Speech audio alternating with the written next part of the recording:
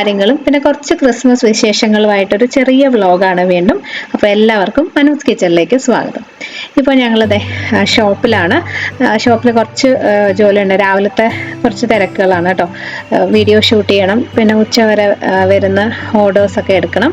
അപ്പോൾ അതൊക്കെ കഴിഞ്ഞിട്ട് എനിക്ക് ഒന്ന് ചെറിയൊരു ഷോപ്പിങ്ങിന് പോകാനുണ്ട്. അപ്പോൾ രാവിലെ തന്നെ ഇവിടുത്തെ കാര്യങ്ങളൊക്കെ ഒന്ന് തീർത്ത് വെക്കുകയാണ്.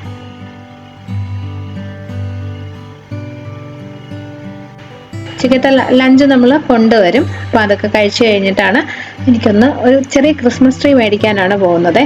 അപ്പം കഴിഞ്ഞ വർഷം വരെ നമ്മൾ ഉപയോഗിച്ചുകൊണ്ടിരുന്ന ട്രീ കുറച്ച് വലിയ സൈസായിരുന്നു. അത് നമ്മൾ US വെച്ച് വാങ്ങിയതാണ്. അപ്പോൾ അത് യൂസ് ചെയ്യാൻ കുറച്ച് ബുദ്ധിമുട്ടാണ് നാട്ടിലാവുമ്പോൾ. പിന്നെ ഒത്തിരി പൊടിയൊക്കെ അടിച്ചു കഴിഞ്ഞാൽ നമുക്കത് ക്ലീൻ ചെയ്തൊക്കെ വെക്കാൻ ഭയങ്കര നല്ല ബുദ്ധിമുട്ടാണ് കേട്ടോ. പിന്നെ അത് ഇങ്ങോട്ട് കൊണ്ടുവരുന്ന വഴിക്ക് ചെറുതായിട്ടൊന്ന് ചെറിയ പ്രശ്നങ്ങളൊക്കെ പറ്റി. അപ്പോൾ ഈ വർഷം എന്തായാലും ഒരു ചെറിയ ക്രിസ്മസ് ട്രീ വാങ്ങാനാണ് വന്നിരിക്കുന്നത്. ലിവിംഗ് റൂമിൽ ഒരു കോർണറിൽ വെക്കാൻ പറ്റുന്ന ഒരു ട്രീ. ഇതുപോലൊരു കുഞ്ഞു ട്രീ ആണ് മേടിച്ചേട്ടോ. ഇതിപ്പോൾ വാങ്ങിയിട്ട് 2 ദിവസമായി. ഇന്നാണ് കുട്ടികളും എല്ലാം കൂടി നമ്മൾ ഡെക്കറേറ്റ് ചെയ്യാൻ പോകുന്നത്. ക്രിസ്മസ് ആയിക്കഴിഞ്ഞാൽ മക്കൾക്ക് ഏറ്റവും ഇഷ്ടമുള്ള കാര്യമാണ് ക്രിസ്മസ് ട്രീ ഡെക്കറേറ്റ് ചെയ്യുന്നത്. ഇത് ഒരുപാട് കോസ്റ്റ്ലി ആയിട്ടൊന്നും ഉള്ള ട്രീ അല്ല കേട്ടോ. പിന്നെ ഒരു വർഷം വാങ്ങിച്ചു കഴിഞ്ഞാൽ നമുക്ക് കുറേ നാൾ, ഒരു 4-5 വർഷം ഇത് തന്നെ യൂസ് ചെയ്യാൻ പറ്റും. ഇങ്ങനെ കാണുമ്പം ഭയങ്കര ബുഷി ആയിട്ട് തോന്നത്തില്ല. പക്ഷെ എന്താ, നമ്മൾ ഇതുപോലെ സാധനങ്ങളൊക്കെ ഇട്ട് ഡെക്കറേറ്റ് ചെയ്ത് വരുമ്പോഴേക്കും അത് നല്ല ഭംഗിയായിരിക്കും. ഡെക്കറേറ്റ് ചെയ്യുന്ന സാധനങ്ങളൊക്കെ നമ്മളുടെ കയ്യിൽ നേരത്തെ തന്നെ ഉണ്ടായിരുന്നതാണ് കുറേയൊക്കെ. ഇന്നിപ്പോൾ ഞാൻ 1-2 സാധനങ്ങളും കൂടി മേടിച്ചതേ ഉള്ളൂ. ഇത് ഏകദേശം ഒരു 6-7 വർഷമായിട്ട് നമ്മൾ കളക്ട് ചെയ്ത് വെച്ചിരിക്കുന്ന സാധനങ്ങളാണ് കേട്ടോ. അപ്പോൾ ഞങ്ങളത് ഡെക്കറേറ്റ് ചെയ്ത് കഴിഞ്ഞു. ഓക്കെ,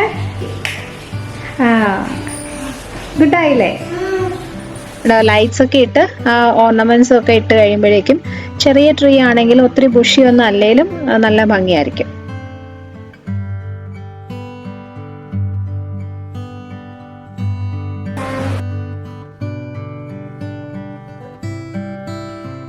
പിന്നെ നമുക്കൊരു ക്രിസ്മസ് ബ്രേക്ക്ഫാസ്റ്റ് ഉണ്ടാക്കിയാലോ? ഒരു കോംബോയാണ്. അപ്പവും ചിക്കൻ മപ്പാസുമാണ്. ഞാനിപ്പോൾ ഡിന്നറിനാണ് ഉണ്ടാക്കുന്നത്. പക്ഷെ നിങ്ങൾക്ക് ക്രിസ്മസ് ബ്രേക്ക്ഫാസ്റ്റ് ആയിട്ട് ട്രൈ ചെയ്യാം. അപ്പോൾ അതേ ഒരു 2 കപ്പ് പച്ചരി അതൊരു 4-5 മണിക്കൂർ കുതിർത്ത് വെച്ചിട്ടുണ്ടായിരുന്നു. ഏറ്റവും സിമ്പിളായിട്ടുള്ള പെർഫെക്റ്റ് ആയിട്ടുള്ളൊരു അപ്പം റെസിപ്പിയാണ് കേട്ടോ.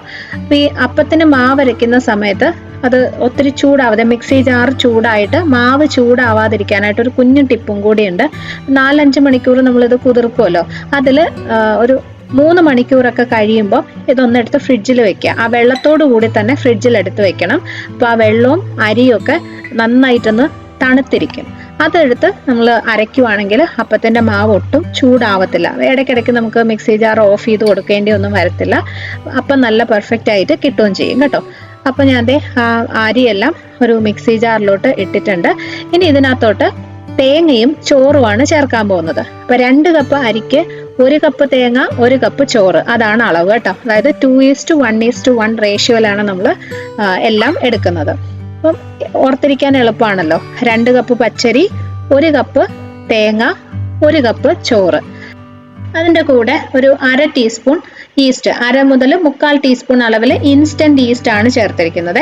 ഇപ്പോൾ കുറച്ച് വലിയ തരിയുള്ള dry yeast, active dry yeast ആണെന്നുണ്ടെങ്കിൽ നേരത്തെ തന്നെ ഒരു ഇച്ചിരി ചൂടുവെള്ളത്തിൽ ആ ഈസ്റ്റും പഞ്ചസാരയും കൂടി ഇട്ട് കുറച്ച് നേരം ഒന്ന് പൊങ്ങാനായിട്ട് വെച്ചിട്ട് വേണം മാവിൽ ചേർത്ത് അരയ്ക്കാൻ. ഇൻസ്റ്റന്റ് ഈസ്റ്റ് ആകുമ്പോൾ നേരിട്ട് തന്നെ നമുക്ക് ഇതിൻ്റെ കൂടെ ഇട്ട് അരച്ചെടുക്കാൻ പറ്റും. അതിനകത്തോട്ടൊരു 2 ടീസ്പൂണോളം പഞ്ചസാരയും കുറച്ച് വെള്ളം, ഏകദേശം ഒരു 1/4 കപ്പ് വെള്ളമാണ് ഒഴിച്ചത് കേട്ടോ. വെള്ളം കൂടി ചേർത്തിട്ട് നല്ല പോലെ ഇതുപോലെ അരച്ചെടുക്കാം. ഇനി ഇത് ഒരു 8 മുതൽ 10 മണിക്കൂർ വരെ പൊങ്ങാനായിട്ട് വെക്കാം. ഇതിനകത്ത് ഞാൻ നേരത്തെ പറഞ്ഞില്ലേ, വളരെ സിമ്പിളായിട്ട് ഉണ്ടാക്കുന്ന ഒരു അപ്പമാണ്. കപ്പി കാച്ചോ അല്ലെങ്കിൽ തേങ്ങ പിന്നെ അരച്ച് ചേർക്കുക, അങ്ങനെ ഒന്നും ചെയ്യേണ്ട ആവശ്യമില്ല. എല്ലാം കൂടി അരച്ച് ഒന്ന് പൊങ്ങാനായിട്ട് വെച്ചാൽ മാത്രം മതി കേട്ടോ. അപ്പോൾ ഇതിനെ നമുക്ക് നന്നായിട്ട് ഫെർമെൻ്റ് ആയതിന് ശേഷം നോക്കാം. അപ്പോൾ ഒരു 8 മണിക്കൂറൊക്കെ കഴിയുമ്പം അപ്പത്തിൻ്റെ മാവ് ഇതുപോലെ നന്നായിട്ട് പൊങ്ങി റെഡി ആയിട്ട് വന്നിട്ടുണ്ടാവും. ഇതിനകത്ത് തന്നെ ആവശ്യത്തിന് മാവ് എടുത്ത് ഉപ്പും പഞ്ചസാരയൊക്കെ ചേർത്ത് അപ്പം ഉണ്ടാക്കാം. ബാക്കി വരുന്ന മാവ് ഫ്രിഡ്ജിൽ വെക്കാം കേട്ടോ. അപ്പോൾ ഒരു 3-4 ദിവസം നല്ല സോഫ്റ്റ് ആയിട്ടുള്ള അപ്പം തന്നെ ഉണ്ടാക്കാൻ പറ്റും. ഒരു 10 മിനിറ്റ് മുന്നേ മാവെടുത്ത് പുറത്ത് വെച്ചിട്ട്, ആവശ്യത്തിനുള്ള മാവെടുത്ത് പുറത്ത് വെച്ച് ഉപ്പും പഞ്ചസാരയും ചേർത്തിട്ട് ഒന്ന് വെക്കാം. 10 മിനിറ്റ് ഒന്ന് വെക്കാം. അത് കഴിഞ്ഞിട്ട് അപ്പം ഉണ്ടാക്കിയാൽ മതി. ഓക്കെ, അപ്പോൾ ഇത് തൽക്കാലം ഇവിടെ ഇരിക്കട്ടെ. നമുക്ക് ചിക്കൻ മപ്പാസ് ഉണ്ടാക്കാം ആദ്യം. അപ്പോൾ ഞാൻ ചിക്കൻ മേടിച്ചിട്ടുണ്ട്. ഏകദേശം ഒരു 3/4 കിലോ ചിക്കനാണെന്ന് എടുക്കുന്നത്. അത് കുറച്ച് ഒരു മീഡിയം സൈസിലുള്ള കഷ്ണങ്ങളായിട്ട് കട്ട് ചെയ്തിരിക്കുന്നതാണ്. നല്ലപോലെ കഴുകി വൃത്തിയാക്കി എടുക്കുക. ഞാൻ ഡെൽഫ്രസ് അല്ലെങ്കിൽ സുഗുണയിൽ നിന്നാണ് ചിക്കൻ മേടിക്കുന്നത് കേട്ടോ. അപ്പം അത്യാവശ്യം നന്നായിട്ട് ക്ലീൻ ചെയ്ത ചിക്കൻ ആയിരിക്കും, കട്ട് ചെയ്ത് ക്ലീൻ ചെയ്ത ചിക്കൻ ആയിരിക്കും. പിന്നെ നമ്മൾ വിനീഗറോ നാരങ്ങാനീരോ ഒക്കെ ഇട്ട് നല്ലപോലെ ഒന്ന് വാഷ് ചെയ്ത് വെച്ചാൽ മതി. അപ്പോൾ ഒരു 10 മിനിറ്റ് ഒന്ന് വെള്ളം വാലാനായിട്ട് വെച്ചിട്ടുണ്ട്. ആ സമയത്ത് സവോള, ഇഞ്ചി, വെളുത്തുള്ളി, പച്ചമുളക്, പിന്നെ ഒരു 2-3 ഉരുളക്കിഴങ്ങും കൂടി കട്ട് ചെയ്ത് വെച്ചു. അപ്പോൾ ഇന്ന് കറി ഉണ്ടാക്കുന്നത്, മപ്പാസ് ഉണ്ടാക്കുന്നത് മൺചട്ടിയിലാണ് കേട്ടോ. സാധാ പാൻ ആയാലും മതി, പക്ഷെ മൺചട്ടിയിലാകുമ്പോൾ കുറച്ചും കൂടെ നല്ലൊരു ടേസ്റ്റ് ഉണ്ടാവും. അതിനകത്തേക്ക് ആവശ്യത്തിനുള്ള എണ്ണ ഒഴിക്കുക. വെളിച്ചെണ്ണ തന്നെ വേണം, അറിയാലോ നാടൻ കറിയാണ്.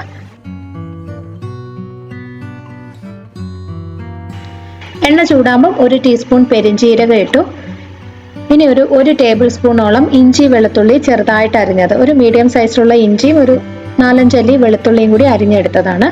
2-3 പച്ചമുളക്, 3 സവോള കനം കുറച്ച് അരിഞ്ഞത്. കുറച്ച് സവോള ഞാൻ മാറ്റി വെച്ചിട്ടുണ്ട്. അതെ, ഇത്രയും ഒന്ന് മാറ്റി വെക്കുക. ഒരു പകുതി സവോള കേട്ടോ, അത് ലാസ്റ്റ് നമുക്കൊന്ന് ഫ്രൈ ചെയ്ത് ചേർക്കാൻ വേണ്ടിയിട്ടാണ്.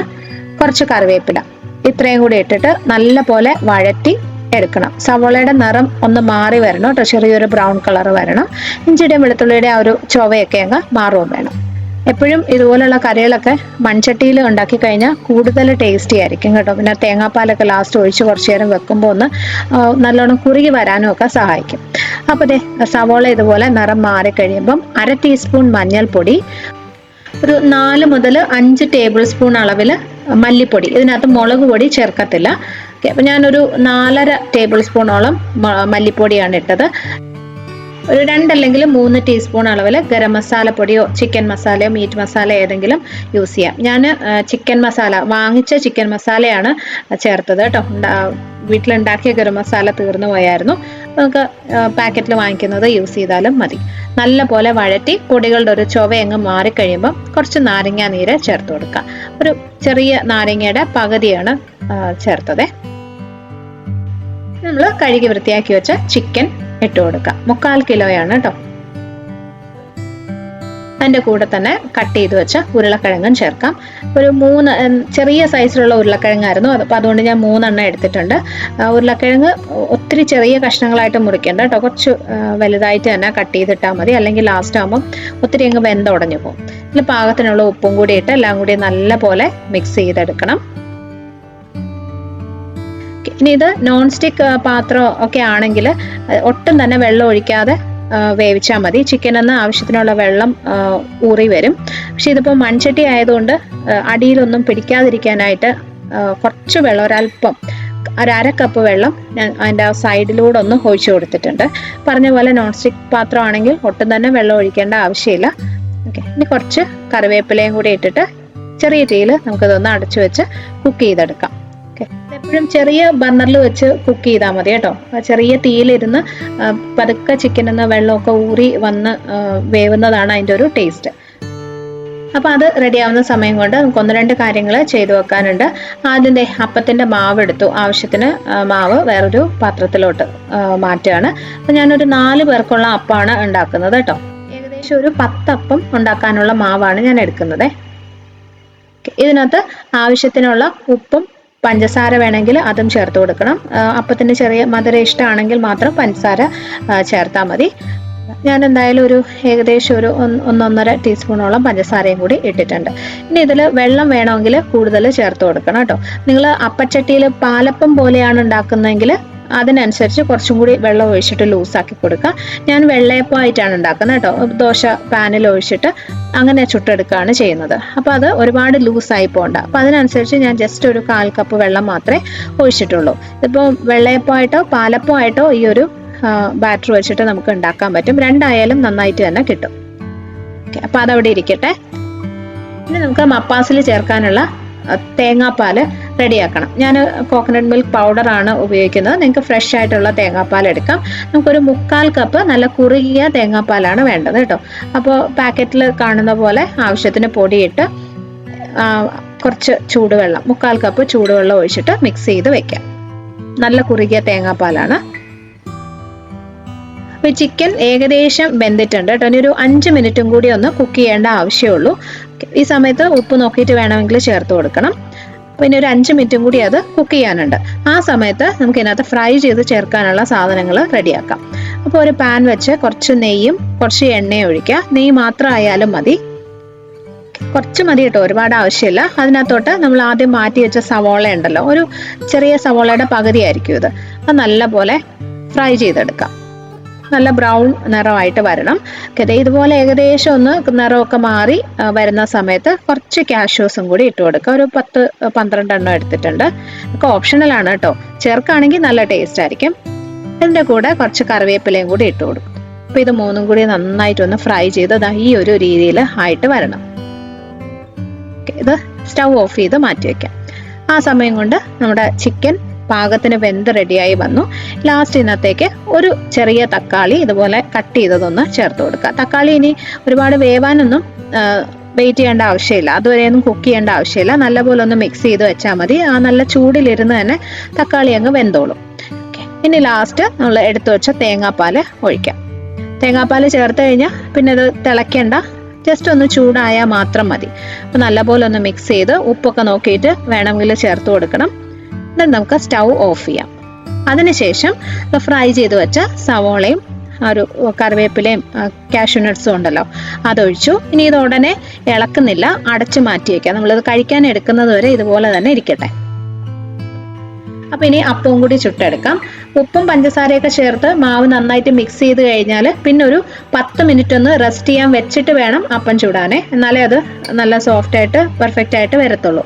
ഓക്കെ, അപ്പം ഞാൻ ഇതുപോലെ വെള്ളയപ്പമായിട്ടാണ് ചുട്ടെടുത്തത്. നിങ്ങൾക്ക് നേരത്തെ പറഞ്ഞ പോലെ പാലപ്പമായിട്ടും ഉണ്ടാക്കാം. നല്ല സോഫ്റ്റ് ആയിട്ടുള്ള അപ്പമാണ്. നല്ല വെള്ള കളറിലുള്ള അപ്പമാണ് വേണ്ടെന്നുണ്ടെങ്കിൽ മട്ട റൈസിന് പകരം വെള്ള ചോറ് ചേർത്താൽ മതി. ഏറ്റവും സിമ്പിളായിട്ട് നല്ല പെർഫെക്റ്റ് ആയിട്ടുള്ള അപ്പം ഉണ്ടാക്കാനുള്ളൊരു റെസിപ്പിയാണ് കേട്ടോ ഇത്. നിങ്ങൾ ട്രൈ ചെയ്ത് നോക്കണം. അപ്പോൾ അപ്പവും ചിക്കൻ മപ്പാസും റെഡി. ശരിക്കും നല്ല സൂപ്പർ കോമ്പിനേഷനാണ്. രണ്ട് നിങ്ങൾ ട്രൈ ചെയ്ത് നോക്കിയിട്ട് ഫീഡ്ബാക്ക് അറിയിക്കണം. ഈ വീഡിയോ ഇഷ്ടമായെങ്കിൽ ഫ്രണ്ട്സുമായിട്ടും ഫാമിലിയായിട്ടൊക്കെ ഷെയർ ചെയ്യണം. ക്രിസ്മസിനായാലും അല്ലാത്ത ഏതെങ്കിലും ഒക്കേഷൻസിനൊക്കെ ആയാലും നമുക്ക് ഉണ്ടാക്കി നോക്കാം. അപ്പോൾ അടുത്തൊരു നല്ല വീഡിയോ ആയിട്ട് വീണ്ടും കാണാം. Bye friends, thank you for watching.